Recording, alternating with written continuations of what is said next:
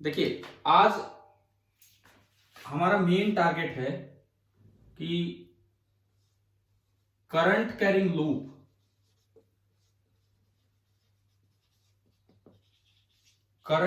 Loop as a magnetic dipole.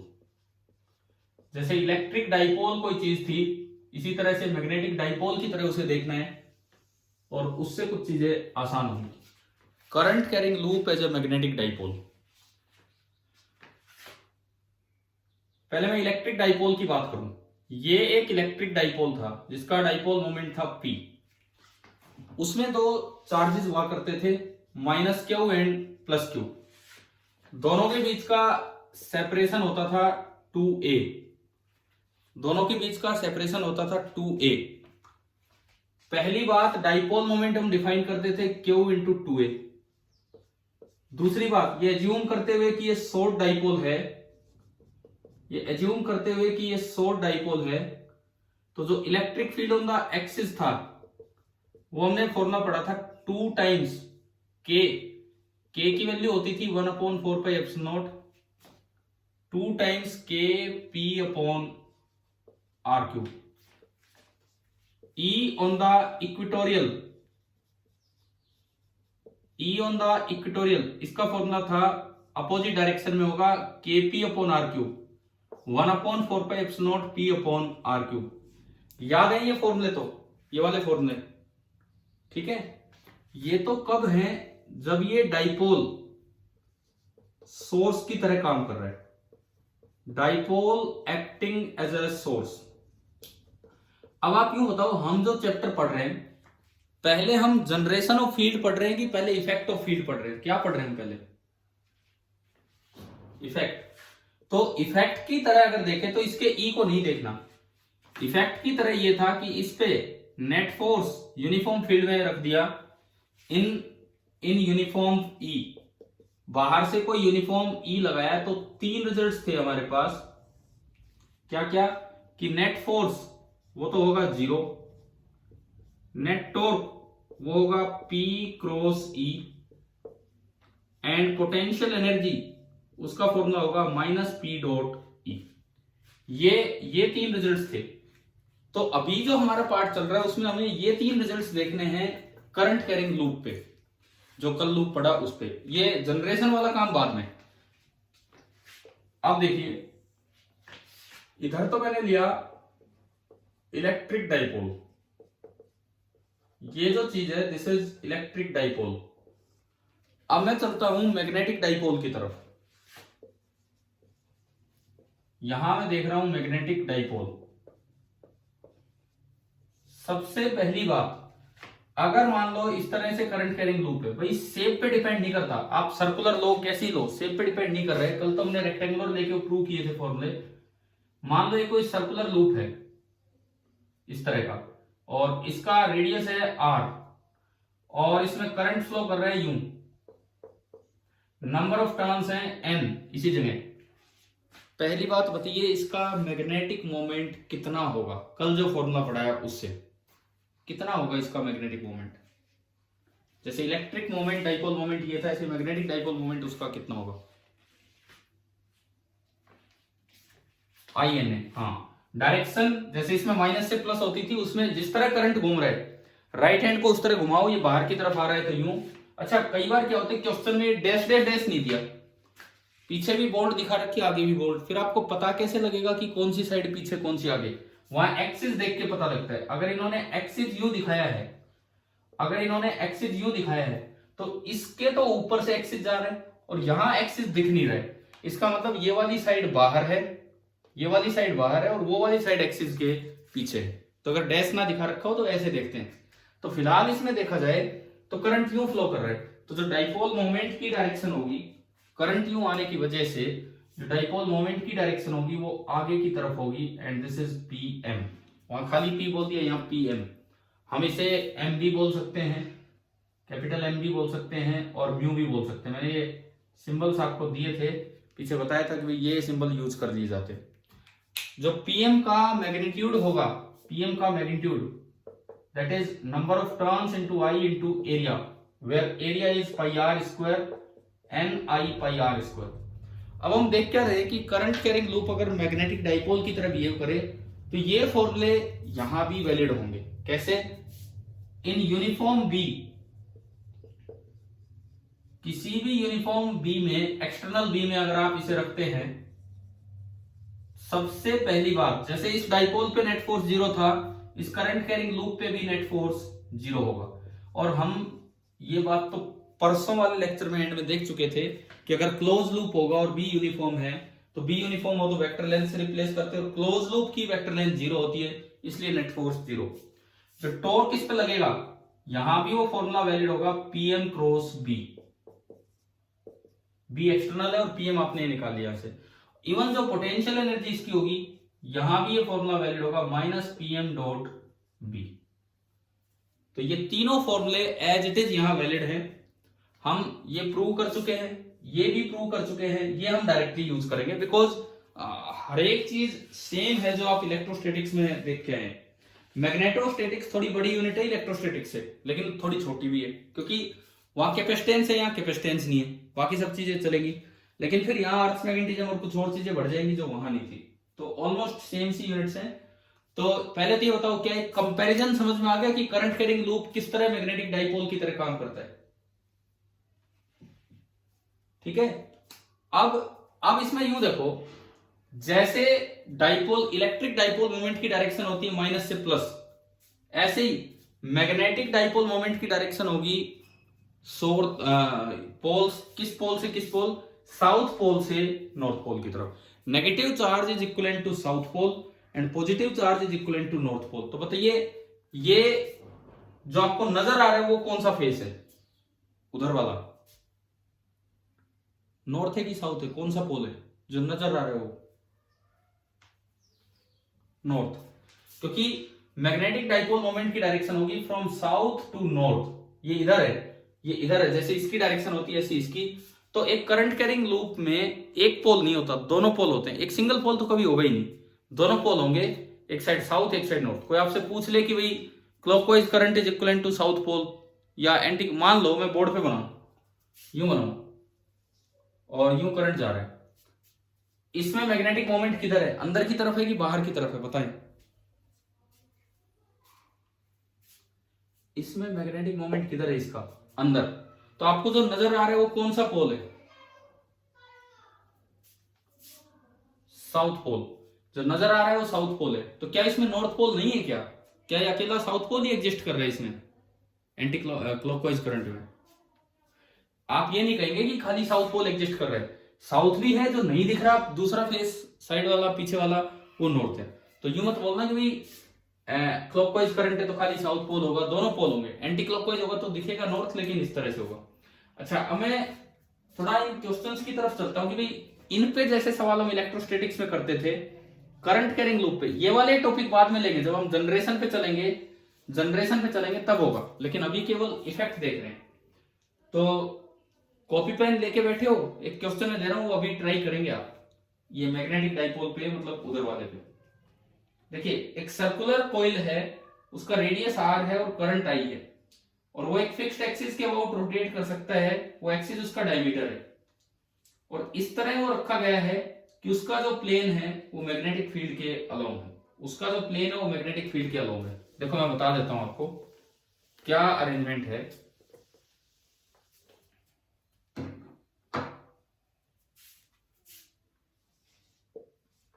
एक current carrying loop है, जैसे सपोज कीजिए इस तरह का लूप बनाया मैंने, इस तरह का एक करंट कैरिंग लूप बना दिया I। इसका करंट हमने I मान लिया, रेडियस R मान लिया, इसका जो रेडियस है वो R है। इसका जो प्लेन है, बताओ इस लूप का जो प्लेन है, ये अंदर से सॉलिड नहीं है, बार बार करंट घूम रहा है, मैंने प्लेन दिखाया, वो बोर्ड के परपेंडिकुलर है या बोर्ड का प्लेन ही इसका प्लेन है? इसका जो प्लेन है वो बोर्ड के परपेंडिकुलर है या बोर्ड का प्लेन ही इसका प्लेन है? लूप का परपेंडिकुलर, ये आगे पीछे इस तरह से बना हुआ है। अब ये लिखता है क्वेश्चन में कि it can rotate about a diameter, एक डायमीटर के अबाउट ये रोटेट करेगा, और एक मैग्नेटिक फील्ड लगाया है such that its plane lies along magnetic field. Magnetic field इसी के प्लेन में है। सपोज कीजिए मैं यहां मैग्नेटिक फील्ड दिखाऊं तो मैग्नेटिक फील्ड बिल्कुल इसके प्लेन के पैरेलल है। जैसे ये लगा दिया मैंने, ये मैग्नेटिक फील्ड है, तो मैग्नेटिक फील्ड इसके प्लेन के पैरेलल हमने लगा दिया बी, इस तरह से। ये अरेंजमेंट आपको दिया है और इसको यहां से छोड़ दिया गया। ये सर्कुलर कॉइल है, मतलब ये अंदर ओपन है, कुछ नहीं है। ये तो मैंने बस वैसे ही फेस दिखाने के लिए बनाया था। एक रिंग की तरह काम करेगा। करंट इसमें आई है। आपसे पूछा है कि इसकी काइनेटिक एनर्जी बताओ जब ये लूप 90 डिग्री से टर्न हो गया हो। Kinetic energy of the loop when it gets turned through 90 degree is, ये आपको बतानी है कि kinetic energy of the loop क्या होगी जब ये 90 डिग्री से टर्न हो गया हो। मैं कुछ ऑप्शंस आपको दे रहा हूं। पहला option pi are square B I, B magnetic field है जो लगा रखा है। दूसरा option pi are square B I by 2। Third option 2 pi are square B I. मतलब उन्हीं की टर्म्स में सारे ऑप्शन दिए जा रहे हैं। And fourth option 3/2 pi are square B I. ये आपका है फोर्थ ऑप्शन। इसको यहां से रिलीज किया गया है।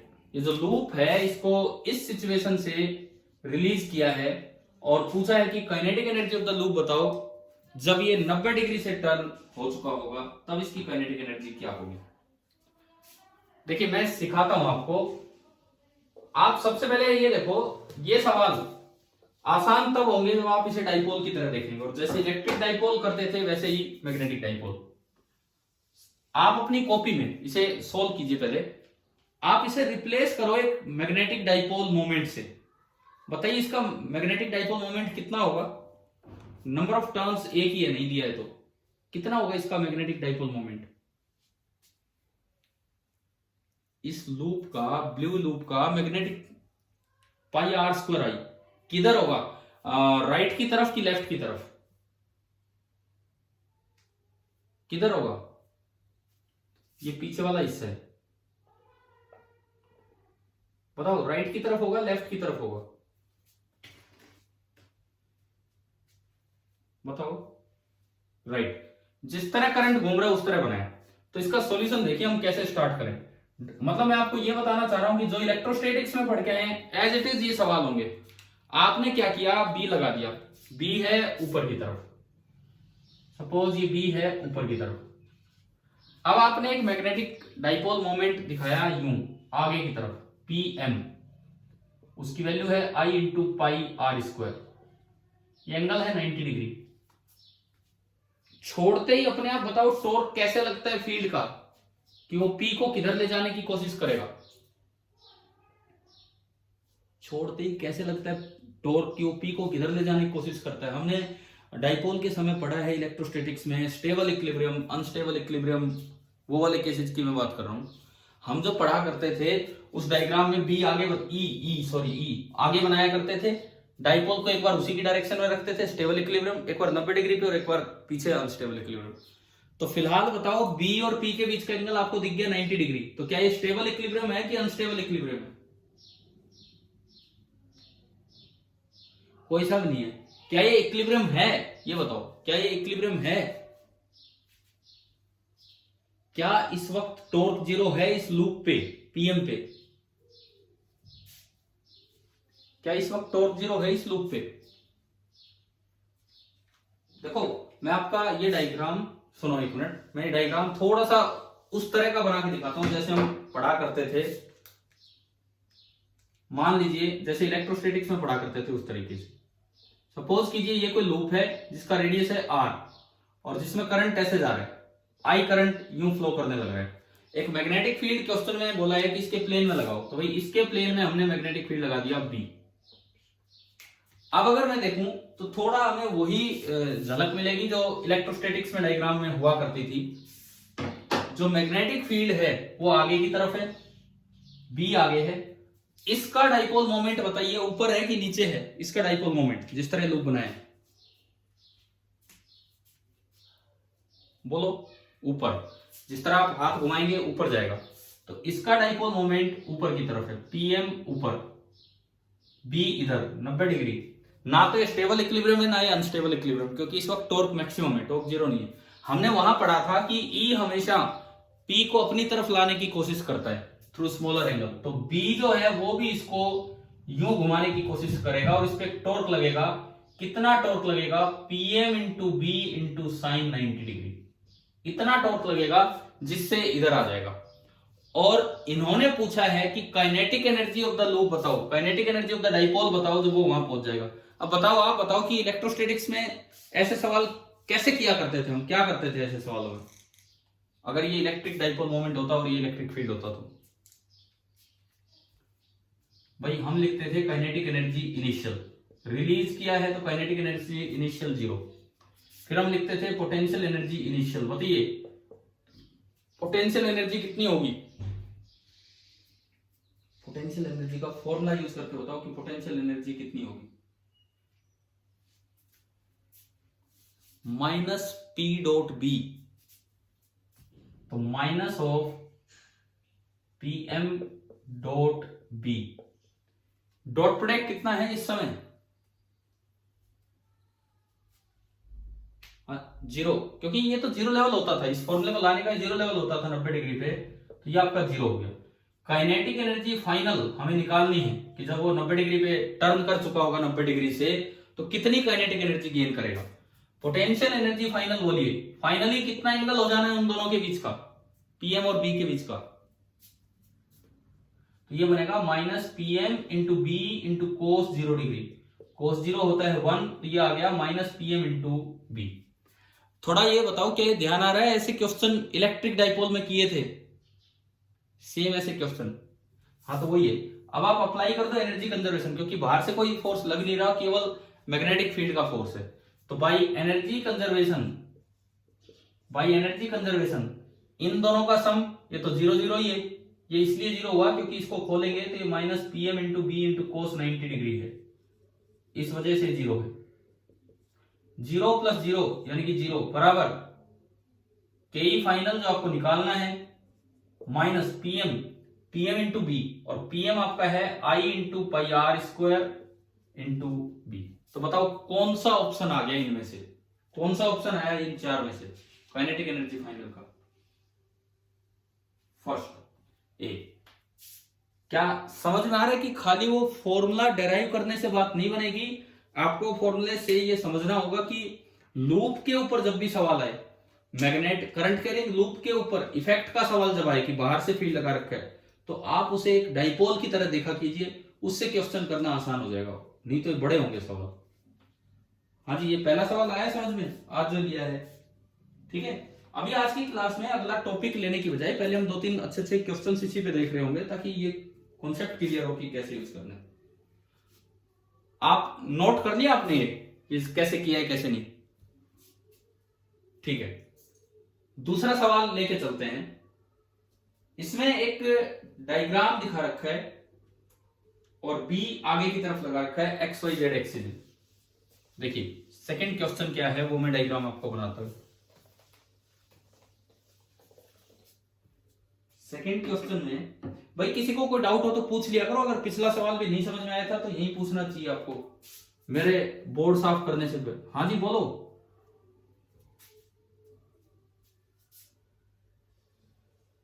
डॉट बी हाँ,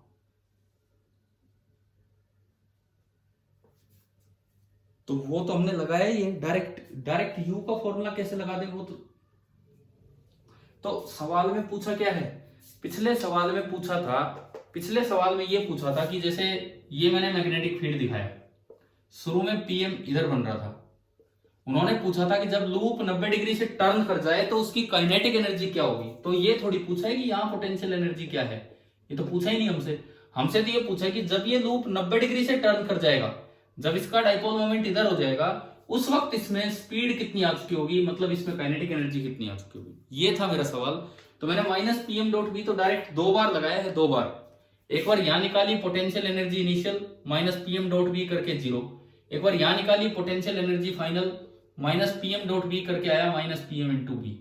फिर यहां से रिलीज किया तो काइनेटिक एनर्जी इनिशियल 0 एंड यहां पे काइनेटिक एनर्जी फाइनल निकालनी है। फिर हमने एनर्जी कंजर्वेशन का यूज किया और उससे आया। बताओ क्या समझ में आ गया कि नहीं, क्या किया? और भी किसी बच्चे को अगर डाउट हो तो अभी पूछ लो यार, ये चीज क्लियर होनी चाहिए कि हम कैसे कर रहे हैं।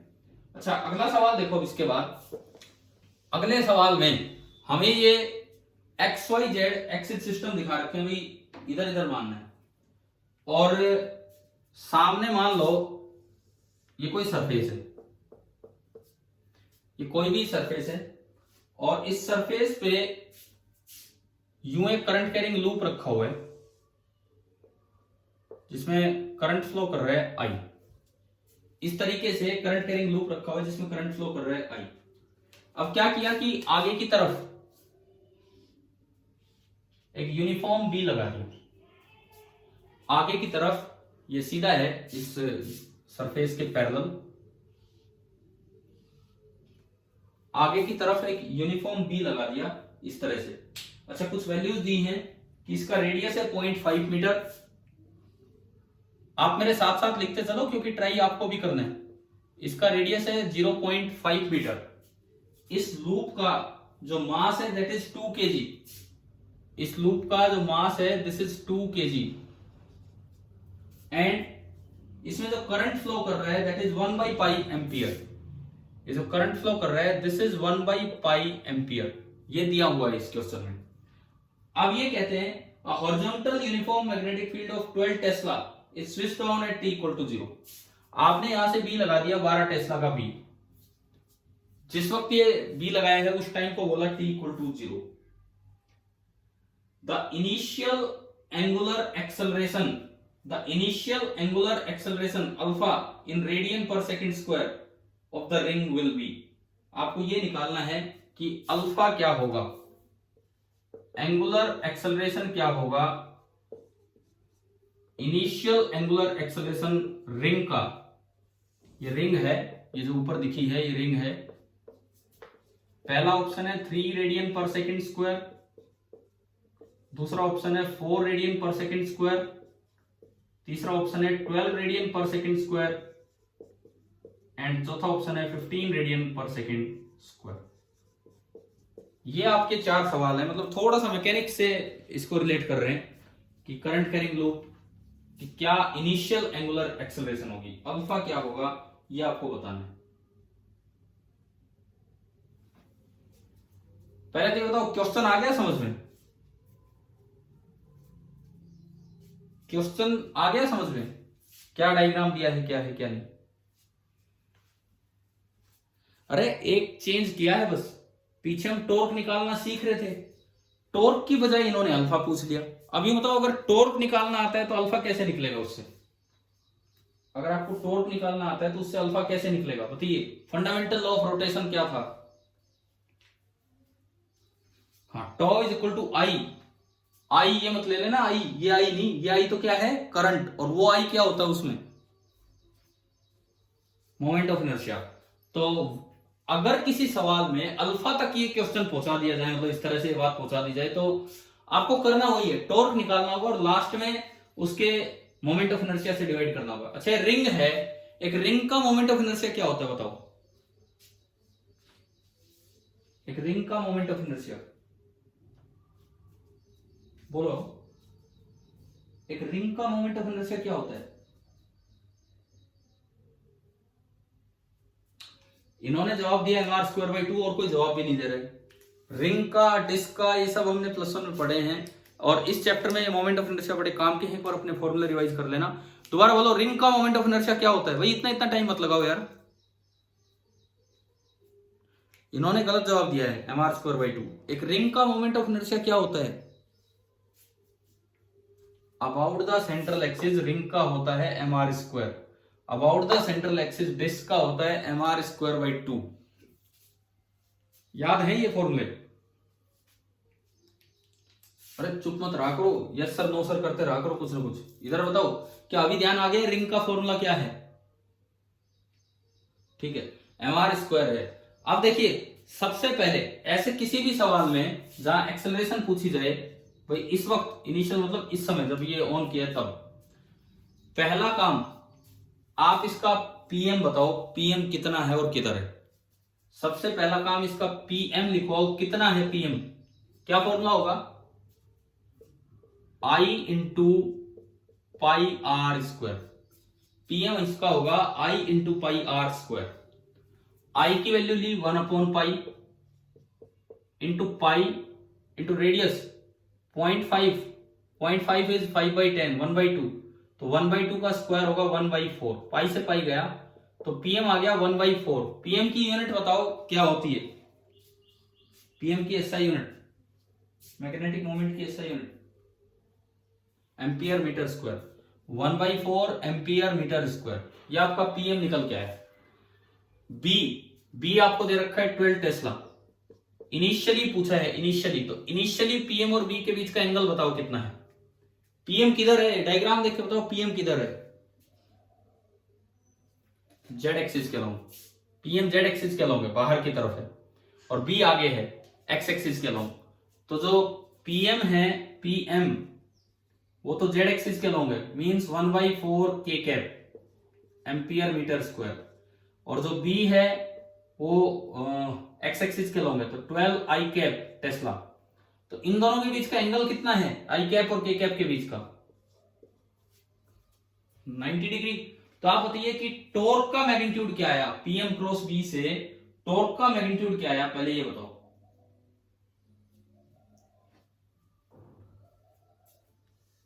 कॉपी पेन लेके बैठे हो ना, टॉर्क का magnitude PM 1/4 into B into sine 90 degree, sine 90 degree 1 होता है, तो जो टॉर्क आया वो आया 3 न्यूटन मीटर। हाजी बताओ पहला स्टेप आ गया समझ में ऐसे सवाल में। देखिए आधी बार तो बच्चे ये इस तरह की चीज पढ़ के ही छोड़ देते, बोलो यार ये तो मैकेनिक्स आ गई, ये थोड़ी होगा हमसे अब सोल्व, ये तो 12th के साथ मिक्स कर दिया। मिक्स क्या कर दिया, एक टॉर्क के बाद एक स्टेप आगे लेके गया, वो टॉर्क आया 3 न्यूटन मीटर। अब आप बताओ इसका मोमेंट ऑफ इनर्शिया क्या होगा, इस रिंग का मोमेंट ऑफ इनर्शिया क्या होगा बताइए।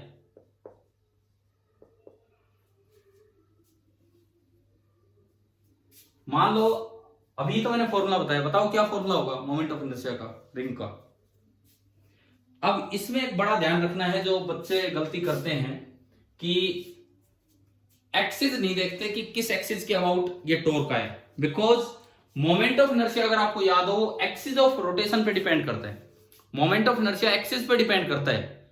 ये जो mr स्क्वायर फॉर्मूला है ये तब है जब एक्सिस बिल्कुल बीचों बीच और परपेंडिकुलर हो।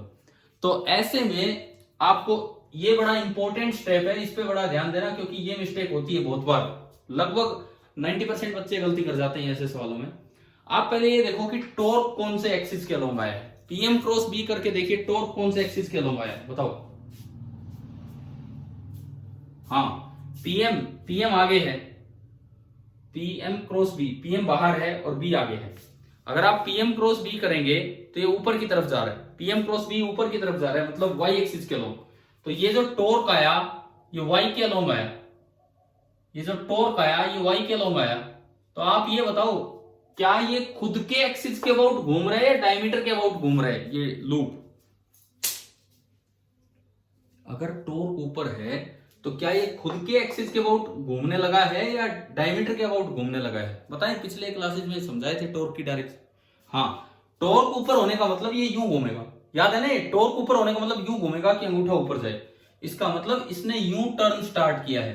तो जो इसका एक्सिस ऑफ रोटेशन है वो इसका डायमीटर है, ना कि इसका खुद का एक्सिस है। ये मैं बार बार बोल रहा हूं, एक बड़ी गलती है, क्योंकि कल मैंने पहले ही आपको बता दिया था मैग्नेटिक फील्ड के कारण कोई भी लूप अपने खुद के एक्सिस के अबाउट तो घूम ही नहीं सकता है। मैग्नेटिक फील्ड के कारण कोई भी लूप अपने खुद के एक्सिस के अबाउट नहीं घूम सकता है। तो यहां पे जो आई लिखेंगे, आई मतलब मोमेंट ऑफ इनर्शिया, वो खुद के सेंट्रल एक्सिस के अबाउट नहीं बल्कि अबाउट डायमीटर लिखना होगा, तब जाके बात बनेगी।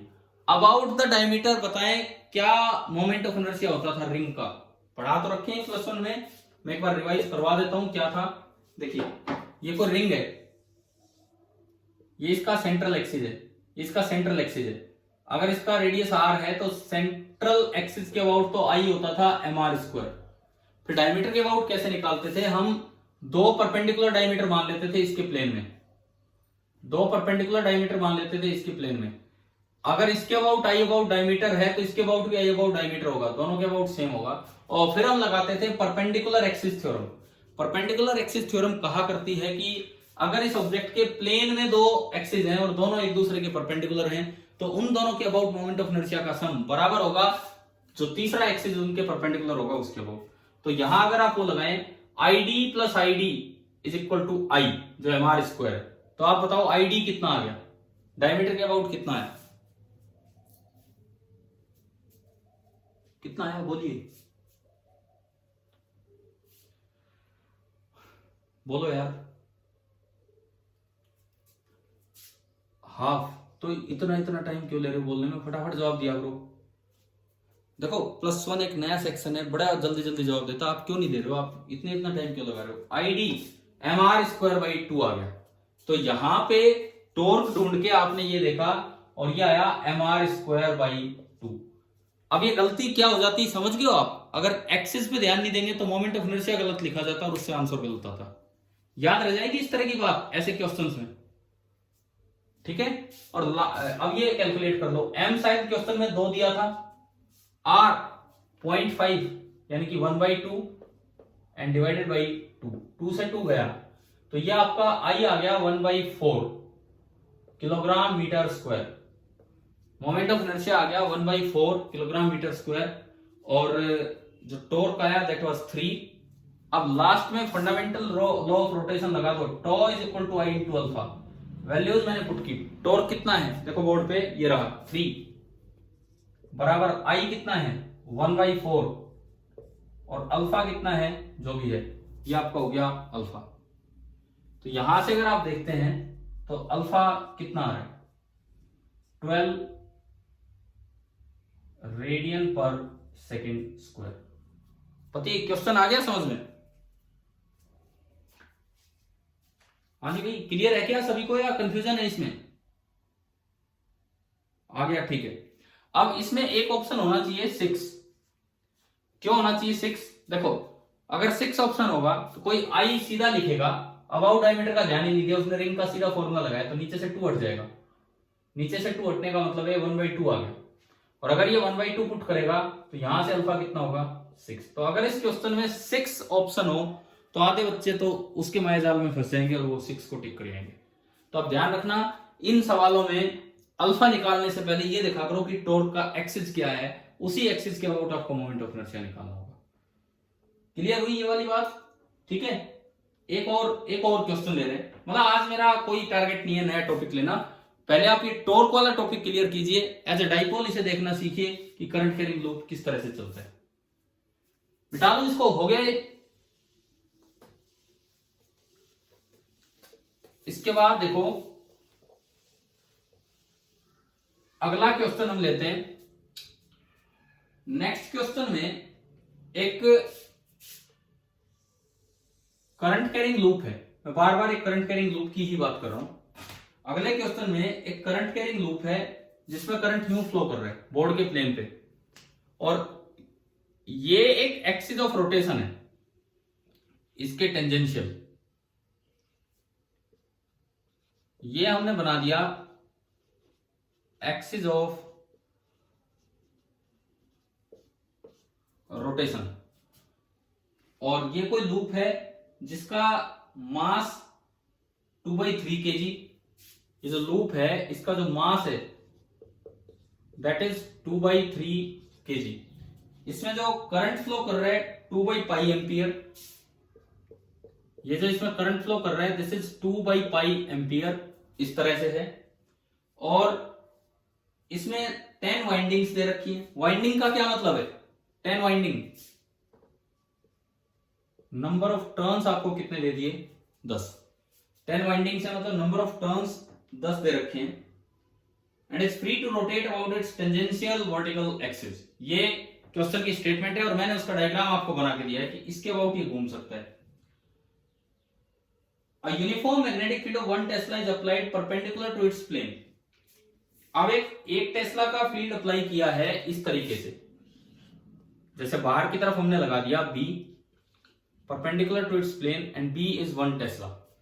इस तरह का फील्ड आपने अप्लाई किया है एंड B इज 1 टेस्ला, ये है। हाँ जी,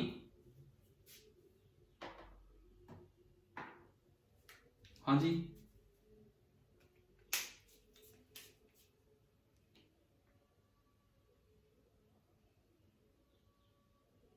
एक करंट कैरिंग लूप है। एक मिनट दोबारा सुनो।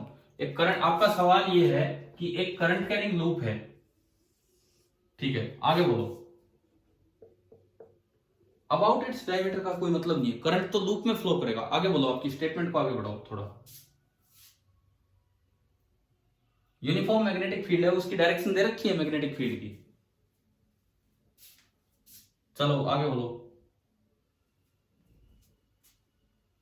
तो वही, अरे एंगुलर स्पीड पूछे तो वही है। देखो पहले टॉर्क निकाला, पिछले सवाल में मैंने अल्फा निकालना सिखा दिया आपको।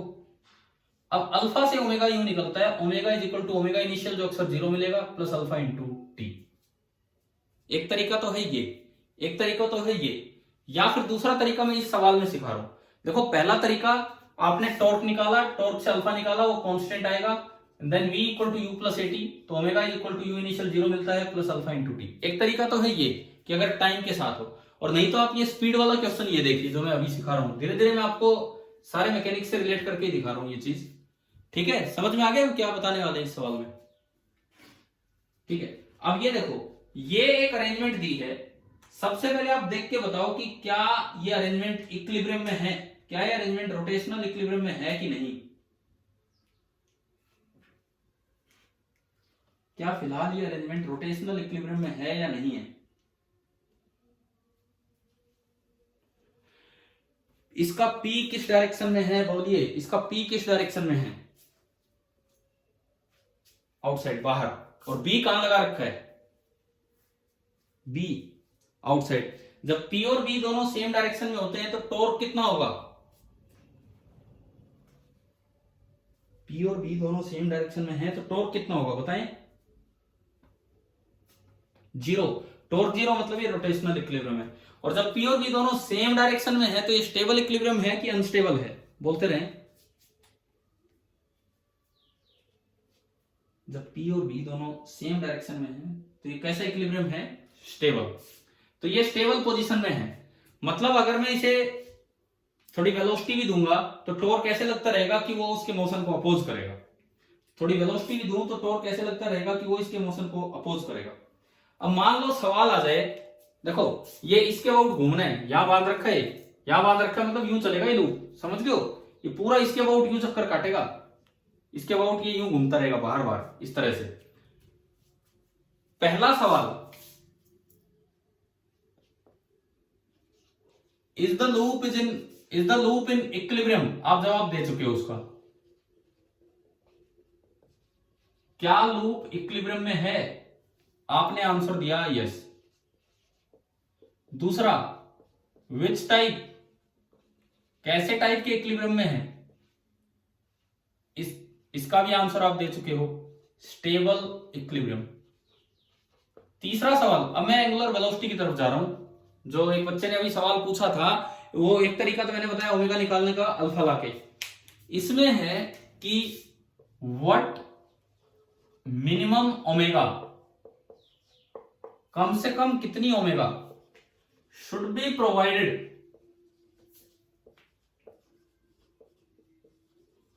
To the loop so that it gets turned by 90 degree,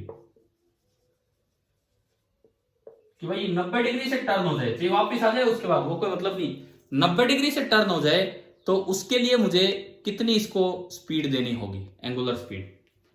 होना क्या है सुनो, यहां से लूप चलेगा, इसको यूं स्पीड देंगे हम, यूं बाहर की तरफ, ओमेगा इनिशियल हमें बताना है। ज्यादा स्पीड देंगे तो और आगे तक घूम जाएगा, और ज्यादा देंगे तो हो सकता है अनस्टेबल तक पहुंच जाए। इन्होंने पूछा बस 90 डिग्री टर्न करना है, एक्सिस ऑफ रोटेशन आपको दिखा रखा है, आपको बाहर से ओमेगा देना है, तो कितनी स्पीड दें कि ये वहां तक पहुंच जाए। ऐसे सवालों को भी एनर्जी कंजर्वेशन से करना है। यार पहले तो ये बताओ क्या क्वेश्चन का मतलब आ रहा है समझ में। ये एक्सिस ऑफ रोटेशन है, शुरू में बी बाहर है, शुरू में बी बाहर है और इसका जो मैग्नेटिक मोमेंट है वो भी बाहर है, तो स्टेबल इक्विलिब्रियम में ये एक्सिस ऑफ रोटेशन है। और ये दोनों ब्लैक कलर इसका P दिखा रहा है और रेड कलर इसका B दिखा रहा है, ये दो अलग अलग मैंने लिए। अब अगर आप इस एक्सिस के अबाउट टर्न करोगे तो ये यूं घूमेगा इधर, ये यूं घूमेगा इधर, लेकिन B आगे है, तो B क्या कोशिश करेगा, चाहे इनिशियल वेलोसिटी दे दिया जाएगा परंतु B कोशिश करेगा इसको वापस से P को B की डायरेक्शन में लाने की। क्या ये समझ में आ रहा है क्या क्या बता रहा हूं मैं? देखो आप जैसे ही इसको टर्न करोगे, यूं धक्का मारोगे, B तो आगे है, तो B कोशिश करेगा उसको वापस से स्टेबल इक्विलिब्रियम में लाने की, तो इसको वापस इधर ही लाने की भी कोशिश करता रहेगा। ठीक है, तो कम से कम ओमेगा क्या दें कि जस्ट ये 90 डिग्री तक पहुंच जाए, फिर से वापस आ जाए, वो एक अलग बात है। तो इसको देखने का तरीका क्या है, देखिए थर्ड पार्ट का सॉल्यूशन, थर्ड पार्ट का सॉल्यूशन देखिए। सबसे पहले बताओ moment of inertia of loop क्या है about the axis of rotation. Ring है, रिंग है, और वो जो ब्लू कलर वाला एक्सिस है उसके अबाउट क्या होगा। आप ये बताओ, अभी डायमीटर के अबाउट निकाला था आपने? हाँ जी, आई डायमीटर निकाला था, आई अबाउट डायमीटर। एक रिंग का आई अबाउट डायमीटर क्या निकल के आया था परपेंडिकुलर एक्सिस थ्योरम से? mr²/2। एक रिंग का निकल के आया था mr²/2। अब लगाओ पैरेलल एक्सिस थ्योरम, +1 की कॉपी देखना, ये सारे काम करवा रखे हैं। पैरेलल एक्सिस थ्योरम कहेगी कि सेंटर से पास होने वाले के अबाउट mr²/2 और इसके अबाउट निकालना है, तो दोनों के बीच की परपेंडिकुलर डिस्टेंस देखो वो r है, तो आई अबाउट साइड वाला क्या होगा, mr²। क्या होगा बताओ, क्या थी parallel axis theorem? I about side axis बराबर, मैं ऊपर के दो ये मिटाता हूं, अब देखिए इधर, आई अबाउट साइड एक्सिस बराबर आई about central plus total mass into distance between them उसका स्क्वायर। याद आई क्या, कोई ऐसी थ्योरम पढ़ी थी हमने +1 में? बताओ यार ध्यान ही नहीं आ रहा कुछ ऐसा। तो ये जो साइड एक्सिस है इसके अबाउट आई सेंट्रल, रिंग का सेंट्रल ये है सेंट्रल, जो सेंटर से पास हो रही है, और इसके पैरेलल कितना है इसके अबाउट, डायमीटर वाले के अबाउट mr²/2 और प्लस mr²। तो इस क्वेश्चन में जो मुझे मोमेंट ऑफ इनर्शिया यूज करना होगा वो कितना करना होगा, 3/2 mr²। क्लियर हो गया यहां तक? बोलिए क्या पहला स्टेप क्लियर है? आई किस तरह से निकाला है इस एक्सिस ऑफ रोटेशन के अबाउट, तो ये आया 3/2 mr²। चलिए अब लिखते हैं, ये प्योर रोटेशन है, इस एक्सिस के अबाउट प्योर रोटेशन है और कुछ नहीं। पहले लिखवाओ काइनेटिक एनर्जी इनिशियल, पहले आप लिखो ये काइनेटिक एनर्जी इनिशियल। बोलो प्योर रोटेशन में क्या फॉर्मूला होता था काइनेटिक एनर्जी का, हाफ, बोलो यार हाफ, हाँ, तो आई ये रहा 3/2 mr² इंटू ओमेगा इनिशियल मुझे निकालना है कि कितनी स्पीड दें कि जस्ट 90 डिग्री तक ये टर्न हो के आ जाए। तो ये आया mr², इनकी वैल्यू दे रखी है, बिल्कुल दे रखी है। m है 2/3, m 2/3 है और r ये है। एक बार काइनेटिक एनर्जी इनिशियल निकालो कि कितनी है, एक बार आप काइनेटिक एनर्जी इनिशियल निकाल लो कि कितनी है। अभी शुरू में मैं इस सवाल में एक टर्न लेके कर रहा हूं, मान लो नंबर ऑफ टर्न्स 1 है, पहले मैं ये बताऊंगा आपको, ये समझा दूं, उसके बाद 10 पे आ जाएंगे। नंबर ऑफ टर्न्स अभी हम नहीं काउंट कर रहे हैं, 10 एक ही मान है। तो काइनेटिक एनर्जी इनिशियल कितनी होगी, आपने मास रखा 2/3, 2/3 से 3/2 कैंसिल हो गया, 2/3 से 3/2 कैंसिल हो गया। रेडियस इसका दिया है कि नहीं दिया है, चलो r पढ़ा रहने दो। रेडियस दे रखा भाई क्वेश्चन में, मैं बोलना भूल गया, रेडियस 1 मीटर क्वेश्चन में लिखा हुआ है, स्टेटमेंट में है कि रेडियस इज 1 मीटर। तो अब बताओ काइनेटिक एनर्जी इनिशियल कितना आया, मास से ये कट गया 3/2, R 1 है तो ये केवल आया omega initial square divided by 2। बताइए पहला स्टेप आ गया समझ में, काइनेटिक एनर्जी इनिशियल लिखना। ठीक है, अब लिखो potential energy initial. Potential energy initial क्या होगा? पोटेंशियल एनर्जी इनिशियल क्या होगा? कितनी होगी पोटेंशियल एनर्जी इनिशियल बताओ? अरे potential energy as a dipole देखो minus PM dot B formula लगाओ, माइनस पीएम डॉट बी कितनी होगी तो बताइए। वही फॉर्मूला आपने लगाया माइनस पीएम डॉट बी। शुरू में बी और पीएम के बीच का एंगल कितना है? शुरू में बी और पीएम के बीच का एंगल कितना है? 0 डिग्री, बाहर है दोनों, तो माइनस पीएम, पीएम होता है I into pi are square into B into cos 0 degree. अब ये आई मोमेंट ऑफ इनर्शिया नहीं है, ये यहां पे आई क्या चीज है? करंट। करंट दे रखा है 2/पाई, 2/पाई आपने पुट किया तो 2/पाई इंटू पाई इंटू 1 का स्क्वायर 1 इंटू बी, बी भी 1 दे रखा है और कोस 0 भी 1 होता है। तो आप देखो पोटेंशियल एनर्जी इनिशियल आ गई 2 जूल। मेरे पास इनिशियल पोटेंशियल एनर्जी आ गई और इनिशियल काइनेटिक एनर्जी आ गई, बस अब तो आंसर आया पड़ा है। आप बताओ 90 डिग्री से जब टर्न कर जाएगी जस्ट वहां तक पहुंचना है। मिनिमम ओमेगा का मतलब है कि इससे ज्यादा दोगे तब भी वहां पहुंचेगा, लेकिन जस्ट वहां तक पहुंच के चाहे रुक जाए फिर से वापस आ जाए। तो आप बताएं काइनेटिक एनर्जी फाइनल कितनी है? काइनेटिक एनर्जी फाइनल बोलिए, काइनेटिक एनर्जी फाइनल कितनी है? अरे बोलो भाई। जस्ट वहां 90 डिग्री पहुंच के रुक जाए, मिनिमम ओमेगा का यही मतलब है कि शुरू में कितनी ओमेगा दे कि बस ये 90 डिग्री से टर्न हो जाए, मतलब वहां तक पहुंच जाए, जस्ट पहुंच जाए। तो काइनेटिक एनर्जी फाइनल कितनी होगी? 0। अब इसका जवाब दो पोटेंशियल एनर्जी फाइनल कितनी होगी? जब एंगल 90 डिग्री हो चुका होगा तो पोटेंशियल एनर्जी फाइनल कितनी होगी? जब ये लूप टर्न हो गया यूं हो गया 0, ठीक है, तो उसका मैग्नेटिक मोमेंट तो उधर हो गया और बी बाहर है। मैग्नेटिक मोमेंट उधर हो गया, बी बाहर है, तो एंगल 90 डिग्री और 90 डिग्री होते ही डॉट प्रोडक्ट 0, तो ये 0। लगाओ जी एनर्जी कंजर्वेशन और बताओ इनिशियल ओमेगा कितना आ रहा है एनर्जी कंजर्वेशन लगा के।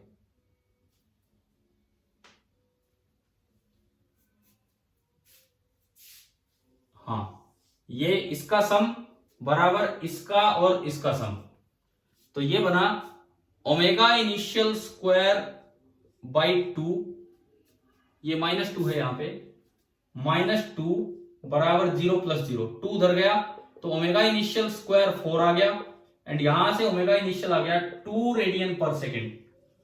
अच्छा बताओ क्लियर हुआ कि नहीं ये सवाल? किस तरह से किया हमने? क्या किसी बच्चे को डाउट हो तो अभी पूछ लीजिए, क्या क्लियर है सभी को ये?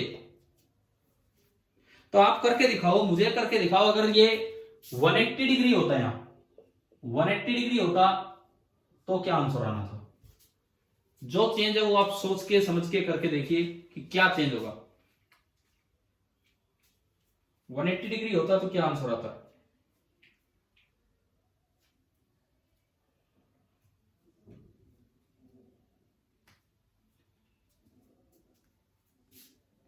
क्या काइनेटिक एनर्जी इनिशियल में कोई चेंज आएगा? आप बोलते चलो, क्या काइनेटिक एनर्जी इनिशियल में कोई चेंज आएगा या नहीं आएगा? ये तो सेम है। पोटेंशियल एनर्जी इनिशियल ये भी सेम है जहां से शुरुआत हुई है। तो काइनेटिक एनर्जी इनिशियल है omega initial square by 2, potential energy initial है -2 बराबर। क्या काइनेटिक एनर्जी फाइनल में कोई चेंज आएगा? बोले काइनेटिक एनर्जी फाइनल नहीं आएगा, जस्ट वहां पहुंचाना है, वहां पहुंच के रुक जाए 0। लेकिन पोटेंशियल एनर्जी फाइनल बदल जाएगी, अब 90 डिग्री पे नहीं, अब कहां पहुंचना है? 180 डिग्री पे। 90 डिग्री पे नहीं, अब 180 डिग्री पे पहुंचना है। तो ये जो -2 थी इनिशियल, वो डायरेक्ट आप लिख सकते हो कि cos 180 करोगे तो एक और -1 आ जाएगा, तो वो जो फाइनल पोटेंशियल एनर्जी है वो +2 हो जाएगी। आ गया समझ में? तो 0 + 2, बताइए इक्वेशन बनानी आ गई कि नहीं है? ठीक है, तो यहां से बताओ ओमेगा इनिशियल कितना चाहिए इस बार।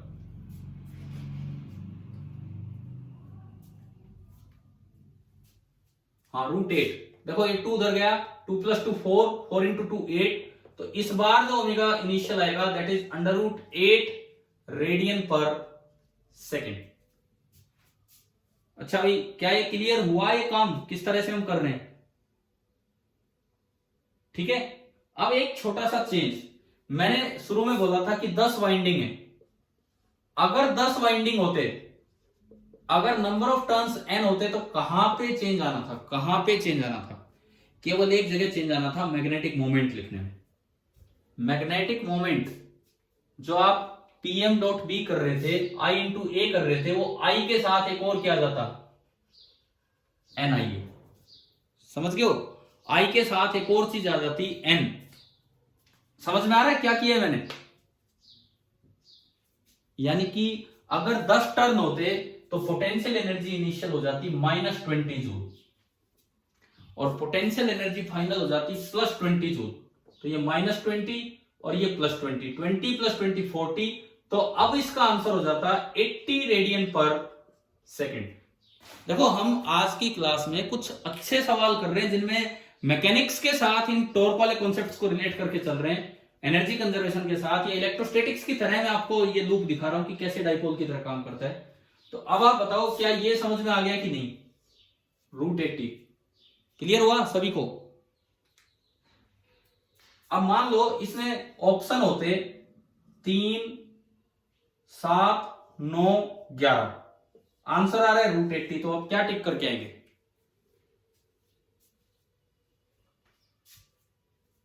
अगर हाँ सही है, अगर ये आ गया और ऑप्शन ये है तो यूनिक भी छोड़िए। √80 को नियरली √81 मान लो, और √81 कितना होता है? 9। तो ऐसे में आपको यूं देख लेना चाहिए। आज का आखिरी सवाल, टाइम होने वाला है। पहले तो ये बताओ आज की क्लास में कुछ समझ आ रहा है कि नहीं? सारी चीजें क्या मैं समझाने की कोशिश कर रहा हूं? देखो बहुत अच्छे क्वेश्चन चल रहे हैं, मतलब हैं आसान आसान छोटे छोटे, लेकिन इनसे कॉन्सेप्ट क्लियर हो रहा है कि आज हमने एक चीज सीखी कि current carrying loop magnetic dipole होता है। डाइपोल पे जैसे इलेक्ट्रोस्टैटिक्स में क्वेश्चन करते थे वैसे यहां हमने फील्ड जनरेशन नहीं लिया आज।